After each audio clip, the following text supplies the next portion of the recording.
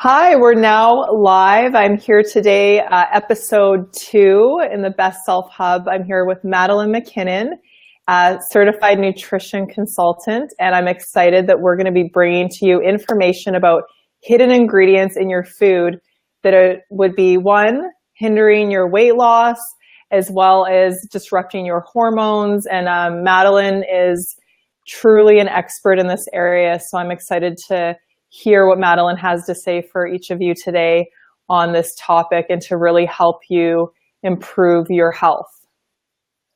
Thanks for having Madeline, me. Yeah. Thank you for being here and taking time out of your busy schedule. I know you have a lot of clients and a lot of people that you coach and support, so it's great to have you. And on the topic of hidden ingredients, where should we start? What should we start with first? There's so many ingredients.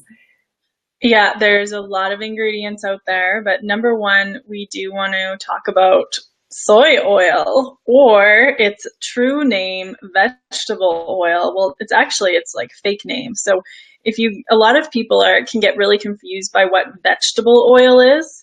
And what vegetable oil actually is most of the time is soy oil. And Julia, tell us about your experience, because you were telling me that what kind of inspired our call, that you had a really interesting experience with soy oil at the supermarket.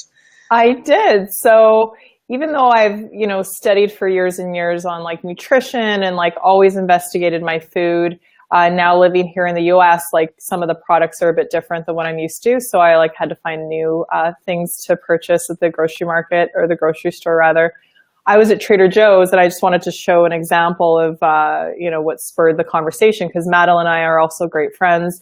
So I messaged her right away. I'm like, hey, I probably shouldn't even look at buying this. So I could not find a spaghetti sauce. I'm going to show here. I mean, I know it's saying organic, but if I flip this over, it's actually, the ingredient here it says organic soybean oil, but there's still soybean oil in the ingredient list. I don't know if you guys can see that, but that concerned me. Like, I don't want to see canola oil or soybean oil as like something that they're thickening the product with.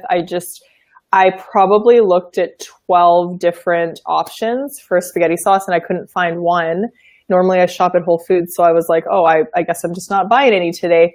And which had me want to connect with Madeline and just talk more about like, why is it that I want to be avoiding soybean oil? And I know I tell my clients to, but like, let's get to the root of like, why is that anyways? So we can hopefully motivate you to go out of your way to cut it out. Like, what's the reason behind that? Mm-hmm. Yeah, I recommend that people cut out all processed vegetable type oils that I call them more industrial oils, because they're oils that are really produced in a very large scale way. And these are oils and fats that we've only been using oils like this for the last 50 years or so. They aren't things that our ancestors have been using for a long time. Even a lot of these oils, like canola oil, was actually first used in the industry to grease machine parts rather than actually using for our own body. But we find it if you go and look at most processed foods. But of course, you're starting to even see it in the health foods. But most processed foods are just full of these products, like corn syrup from corn, and vegetable oil from soy, and canola oil from the canola plant. Those are kind of the main problems. And we see them in all of these products in the supermarket because they're cheap. So they're just trying to mass produce a lot of these things because they're cheap. So if you actually go through the grocery store and you go through the main sections and you look at ingredients that are from cookies or simple things, they're just full of these ingredients. Like, all processed food is just made up by different blends of these ingredients that are made in a lab. Like, of course, we also have sugar and wheat, but it's just all made up of all of these products. And they really are not suitable for human consumption at all, because a lot of different problems with that. So I definitely want to talk about that. But we'll also talk about how, for those of you that are still eating really healthy and going to the supermarket and even to Whole Foods, you still need to make sure you're avoiding these, because they sneak it into a lot of different things. Yeah. Yeah, and that's something that I wanted to be clear on in today's live is really that you have to be you have to have your own discernment. Like it's really about you choosing what feels good for your body, but at the end of the day, like don't put too much trust because there's a label that says organic. Like so many people get caught in the marketing of products like, oh, it's organic, or it has this beautiful person meditating on the box. It's totally fine. Like I encourage you, like to all my clients, to people on the live and after the live, please read your labels. So, and it's not to get discouraged. It's just to really empower yourself around what are these ingredients, because at the end of the day, a lot of these companies are looking to cut costs, and it's a lot cheaper for them, and they're going to make a profit on these products if they're going to throw canola oil in versus like an olive oil or something else. So it's a way that they're saving money, and we really like want that not affecting your health or your family's health. So it's taking a stand for cleaner products. And I could rant about this for a while, but I'll say for probably the last 10 years, there's nothing that goes in my shopping cart unless I read the label. And that's probably why my sisters refuse to grocery shop with me back home. They're like, this is just crazy. So, but then once you get a system down and you're aware, then you have your go-to products. You're like, oh, I feel good with this brand, and I know that they use this kind of oil. So, Madeline, what are some of the, I guess, the negative effects of consuming like the vegetable oil or the soybean oil, so people know like what is that doing? Because we talked before the call about, I think you would mention like oxidization or like how that affects the body a little bit. Yeah. There's a lot of problems. So number one, these oils, they're all omega-6 fats, and our bodies need to have a special ratio of omega-3 to omega-6 fat to be to make sure that we're not getting any inflammation in our body, because inflammation can give us achy joints, and it can actually, if you eat these, it can actually cause more inflammation in your brain. Your brain can get inflammation, and that can cause a lot of issues down the road. So that's important things to note. So you need to have a really clean ratio of omega-3 to omega-6 fat. Omega-3 comes from fish mostly, or grass-fed beef, and also things like chia seeds and hemp seeds. And omega-6 comes from olive oil and nuts and seeds, but in general, it comes from a really big amount from these processed foods. And the problem is that our ideal ratio from omega-3 to 6 is 1 part omega-3 to 2 parts omega-6. That's the optimal ratio for us to be in optimal health. But one of the problems that we run into is that the average American has a ratio of like 1 to 20. So it's a really big problem. So the more of these foods you can eat, what it does is it turns on inflammation in your body. And you can run into a lot of these achy joints, a lot of issues like skin issues. So you really want to avoid that for sure. That's the number one thing. The other thing is that a lot of these oils are processed. They're very heavily processed. So what they do is they make the oils, and then because they're really unstable the way that they make them, they actually are rancid. So they already become rancid. So then they'll add chemicals in to make them not rancid. So they make sure that they smell rancid, but they are. Having those rancid oils as well increases inflammation. And one really sad thing that I see is a lot of the elderly people, I always see them, they always have the margarine in their fridge because they were told they should have margarine instead of butter. And margarine is made from vegetable oil, which is soy oil. And that is causing inflammation, which is really bad for the elderly because they're more at risk, just things like Alzheimer's and heart disease and a lot of issues.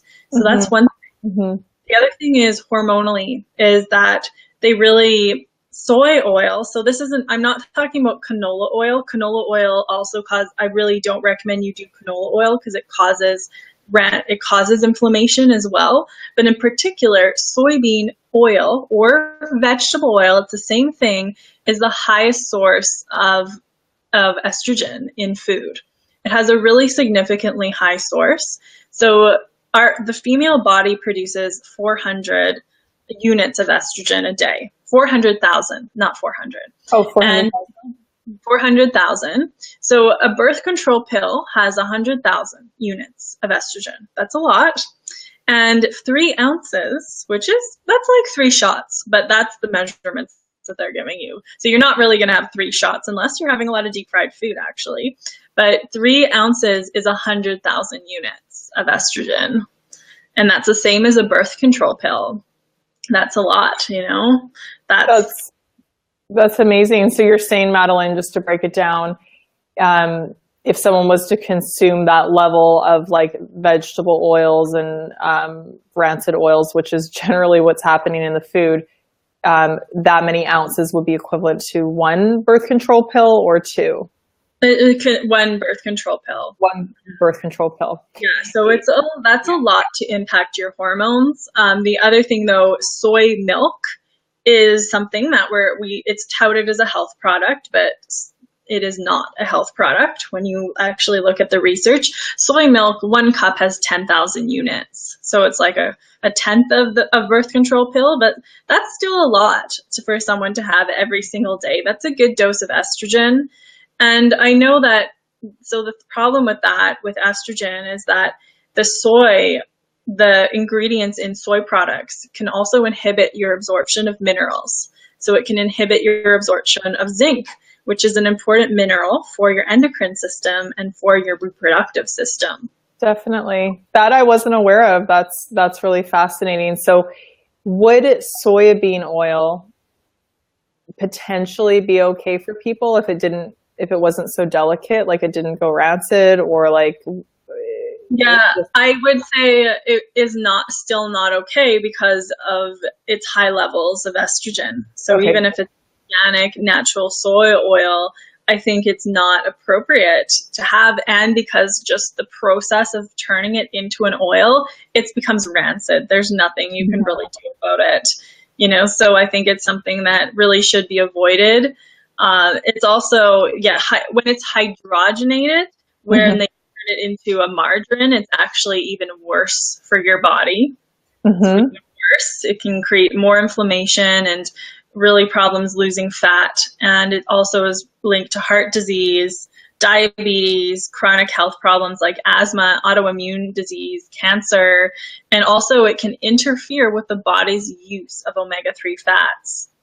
Yeah, that's quite the laundry list of reasons not to touch it, for sure. And I remember years ago doing research on hydrogenated oil and educating myself on it. And from what I can recall, Madeline, it's 1 molecule away from being plastic. Like if you actually I imagine most people are not having margarine, but for those people that maybe know someone that does, or they did in the past, I just don't see it, but at the supermarket that often. But anyways, if you put it out, basically what I'm trying to convey is that animals won't even go near it. Like flies are not going to try to eat it. I mean, why is that? That's good reason. Like if an animal's not going to want to eat your margarine, like why are you eating it? It's horrible. If you have any loved ones who have margarine in their fridge, you should just throw it out and buy them some butter and educate them, because it's such a bad food. But I'm just shocked all the time how a lot of my parents' friends and different people that are people that come and stay with my family. My parents had a student from Germany stay with them for a little bit, and then I found margarine in their fridge because the person bought it for themselves. And I think it's people that it's for their own good. It's not food. It's not good for you at all. Yeah. The other thing I wanted to mention too is that soy products, especially when they're not fermented, like miso is a soy product that I do recommend because it's fermented. But when they're not fermented, soy products have high amounts of goitrogens, which are things that actually lower. What they do is they inhibit your thyroid production. They're also when you eat a lot of raw cabbage, they have goitrogens, but soy is a really high source of that. So if you're also wanting weight loss, and the thyroid can be a reason why a lot of women are struggling with their weight. So drinking soy milk can also lower that thyroid because of those goitrogens. goitrogens, if you've ever heard of goiters, which is when an enlargement of the thyroid, it's called a goiter. And then there's substances in food that increase your thyroid, so that can really impact fat loss. Mm-hmm. So what I'm hearing then is like fermented would be okay once in a while if someone wanted to do, what about like a tofu?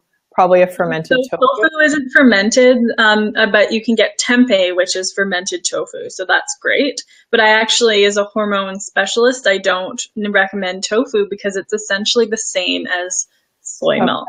It's like tofu is made similar. So I would say it probably has the same amount of that 10,000 units.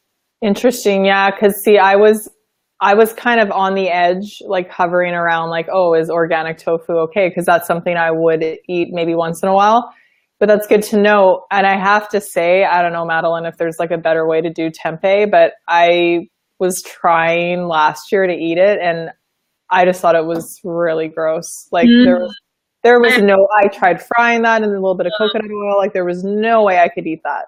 I actually really tempeh. I do really love it, but I don't eat it a lot because I find there's also some people that can be sensitive to soy. So I find it just makes me feel bloated. So I don't have it. But if you do like it, it's good to have in the first half of your cycle when your body is in the estrogen part. If you have it in the second half, it can create more PMS symptoms. But it's really good to glaze it. So you fry it in coconut oil and you make sure it's really crispy. And then you make a glaze out of maple syrup and ginger and garlic and some apple cider vinegar. And then you pour it over and then it makes this glaze and then it's delicious. It can actually taste like a burger or something. So it is worth having if you. It sounds like we need Madeline. We need Madeline to cook that for us because that is not what my tempeh tasted like when I was cooking it. So. Oh, yeah. I love the taste. It just doesn't make me feel good. So I don't have it very much, but I love it. Yeah. So I guess in summary with soybean oil, we're just saying like overall the messaging here today is to read your labels, stop consuming like soy milk and these products because it will disrupt like thyroid production as well as hormones. I actually did put this aside. I wanted to show people on the live, and please, for those of you watching right now, you can definitely jump in. Feel free to ask us a question if you have one about what we're talking about, like what oils are you mainly consuming? And then for those of you on the live after, you can always leave your comments and we'll come back and answer them. I wanted to show an example of, again, things that people might be buying thinking they're a little healthier. Because it's like, oh, well, I'm not going to do potato chips, but maybe I'll do sweet potato chips. So these ones I just happened to have as an example, ingredient list. The second ingredient is canola oil. So I was just wanting to say, again, touching on canola oil, it tends to be in everything because it is a cheaper oil. And I know that it's just not very stable and it tends to go rancid very easily. And Madeline, is there anything else you want to mention about just avoiding soybean oil, or not soybean oil, but the canola oil? Yeah, the main thing with canola oil is it's mostly from GMO, unless it says non-GMO on the label. So canola oil and soy oil or vegetable oil, it's also all genetically modified, just so you know that. And then the problem, the canola oil, it's more of the rancidity. That's the problem. And the inflammation that it can cause in your body. So it's just not the best source. So that's something that's important. You can still buy organic canola oil, but it's more the rancidity that it causes in the body. Yeah. Got it. And then I did, because we don't want to just be like, oh no, you can't, like, don't do this. I wanted to show you like an upgrade. It's more moderation. So the upgraded option would still be used to use sunflower oil. So it's still not ideal because it's an omega-6 fat that's cooked. And I actually recommend that you don't cook your omega-6 fat at all, ideally. That's why I cook with coconut oil and butter. So it's still cooked and then those still are essentially deep fried unless it says that it's baked. But the best version would still be a baked version. And this would still be something that I would have no more than once a week. This wouldn't be a daily thing to have these chips every single day because it still can create more of that inflammation in the body. Yeah, so that's what Madeline was speaking to, the fact like I just had pulled these ones out. This could be like a better option. So for example, if you were like, oh, I really do want to have like a chip once in a while, or you're having people over, you can see the ingredients here. She was just speaking to that this one's done with like a sunflower oil. Like that would technically be an upgrade from. Yeah, and it has sprouted chia in it. So those look great, right? But it's more of something, because of those oils, just do more around once a week. Mm-hmm. So it's like not over snacking. So I like the moderation piece. So having people read their labels around that. So speaking to the oils, and then I know another one, Madeline, that you were saying tends to sneak into people's food that we should talk about is corn, or was it corn syrup or not corn syrup or high fructose corn syrup is a really big one. It's kind of we know sugar's bad, but corn syrup is even worse because it's really can really be it creates more of a glycemic. It's really high. It can really spike your body's insulin and put you in insulin resistance from having it. And it's usually made from GMO products too. So usually if you're buying organic food, it won't have it in it as much, but you still need to just make sure it doesn't sneak in. But just for the regular food aisles of most generic grocery stores, as I was mentioning, corn syrup is in a lot of food, like cookies.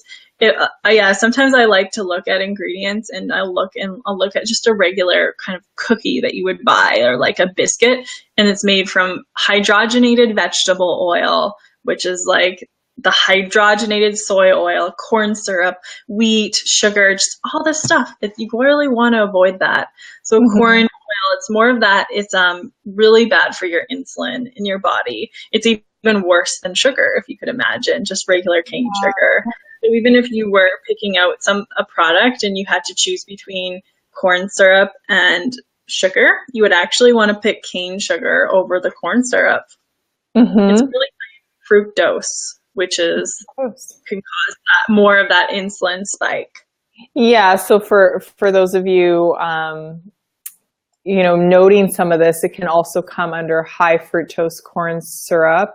And in a few other ways they list the ingredients. I've noticed this one a lot in, say, if you go to the gas station, a lot of the drinks that they have there tend to have this, as well as instead of maybe putting aspartame or these artificial sweeteners, I've noticed they'll say like sucralose, or it's basically listed some of these ingredients in a way that they don't detect it right away. So they're like, oh, this is fine, or that they're not going to notice. Yeah, so you have to be careful. It's like that greenwashing too, like that we were mentioning before. You just gotta be careful because there's a lot of branding and marketing, and they really market to make you feel better about buying a certain thing. It could be with their marketing, like with the labels, but when you really look at the ingredients, it really has to come down to seeing, how much sugar is in your products, and if you have the corn syrup in it, or does it have soy oil?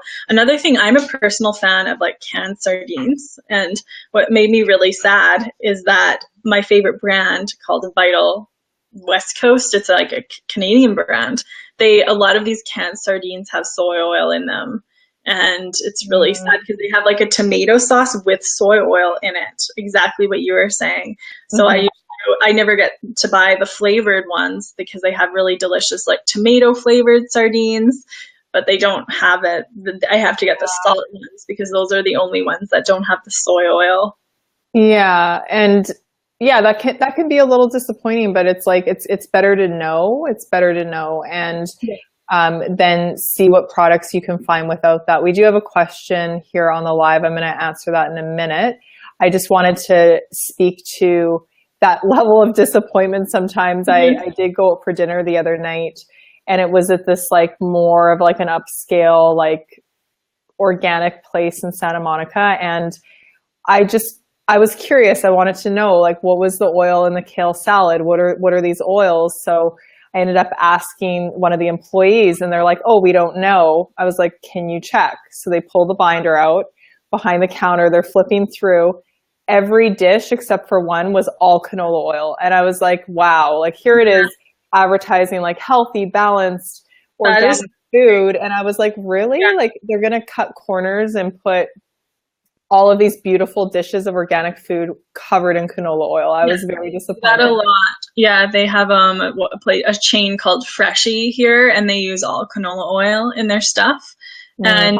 And yeah, most salad dressings. I also get really disappointed because the health club that I go to, they have a cafeteria, and they've been really trying to have really healthy food in their.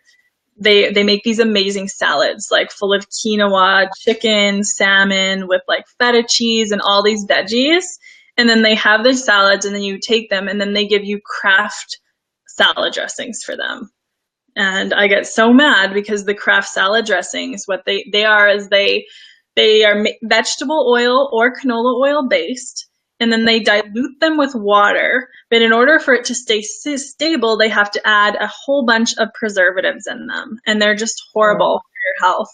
And you have to watch it too, because that's what a lot of restaurants will do. If you get a salad from a restaurant, it's very rare, unfortunately, to just find a salad that doesn't have canola or vegetable oil, even the healthy places, because they say, oh, I'm getting organic canola oil, but it's such an issue. So we have to like stand up, and because how hard is it? Like, is really olive oil that expensive? Why can't they just use olive oil?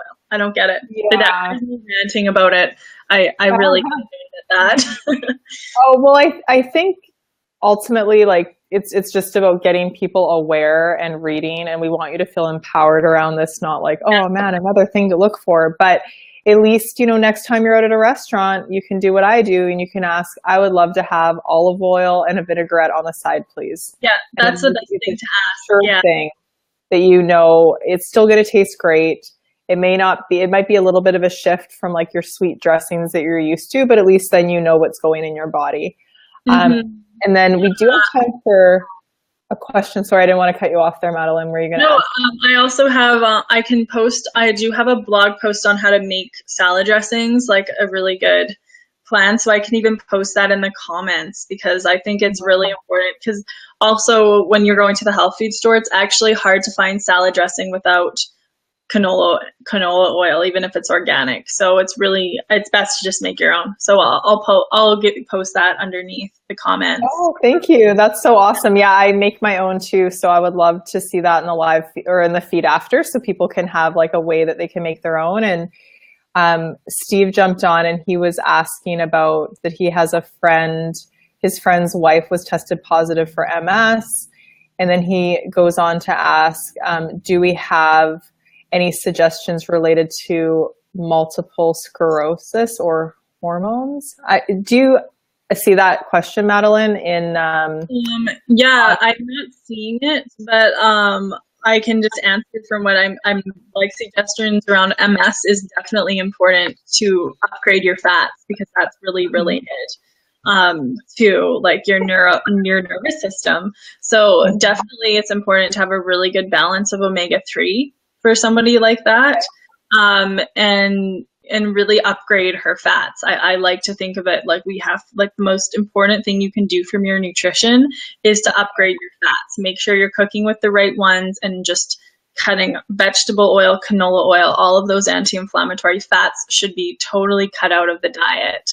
Mm-hmm. So really just support her, Steve, with being diagnosed and having MS. Really being conscious of her healthy fats. And then I know you were also saying that anything to also assist with like muscle gain. This individual and friend of his is also rapidly like losing weight, muscle mass. So, I mean, without knowing, her full story and how her health is being affected, that's going to come from eating like balanced foods and getting enough protein. And if she's in a place where she can do a level of fitness, like weight bearing exercises are really going to support her with keeping lean muscle mass, because it sounds like her eating could be, less because she's not doing so well. So, and Steve, you can also, I invite you to also like private message me if you want to go a little bit deeper and get more information on that for your friend. And Denise, thank you for joining. She was just saying it's very educational, so thank you so much for both of us. And saw Jennifer's online feeling inspired, so thank you for joining us on the live. And yeah, I mean, this is like just information. These are things that I think about often and that are really important in my life. And that's why I think this is such a cool way to share and have a platform where people can share their voice and their expertise and have that ripple effect so it can positively help other people with their health. Mm-hmm. Yeah. And I guess with that, we want to encourage you to go home today, and like read some of your labels and actually get to know what's in your food. And you can come back later on this live for those of you that watch after and post your comments or even take photos of some of your products that you're questioning. And we can, I can definitely answer questions on that too. So thank you so much, Madeline, for your time. And perhaps just to wrap up. Yeah, happy to. Yeah. I would love you to share just like your website, if you would, here at the end, so people, if they wanted to reach out to you, we can share it in the feed too, but how they can maybe reach out to you personally if they have questions. Yeah, I offer hormone balancing consultations with women, and you can contact me at naturalhormonehealing.com. And I'll just link there too, so you can check out the website, and you can always send me a private email on there and keep in touch. Okay, that's awesome. Well, I'm looking forward to seeing your recipe too. I could definitely use a new recipe. I love mine, but it's nice to mix it up. So I'm going to go ahead and sign off for now. Thank you so much for everyone for joining, and looking forward to seeing everyone live next week for next episode. Yeah, definitely. I'll see you guys later. Okay, bye, Madeline. Bye.